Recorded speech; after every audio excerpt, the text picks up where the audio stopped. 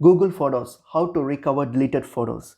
If you have accidentally deleted a photos from Google Photos, you can mostly recover them within a certain period, usually like 30 days. So if you open up your Google Photos here, so what we're going to do, you're going to click on this. Once you have opened up on your Google Photos app here, click on the collections or sometimes the library tab here. So click on it, and then what you're going to do, you're going to click on this trash or the bin option here. So it's trash on some phones and it's bin on some phones. Okay, so select that, and here you will see all your deleted photos or videos here, all your media files here. So what you're going to do is simply select the photo that you want to recover. So simply, for example, tap and hold it. So when you tap and hold it, you select it. Once you select it, you'll get an option here called restore. So click on restore.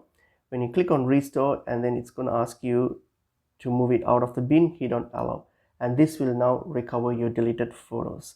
And that's how you recover your deleted photos.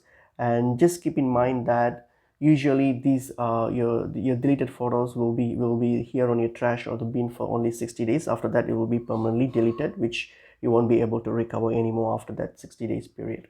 Hope this video was helpful. I will see you all in another video. Thank you.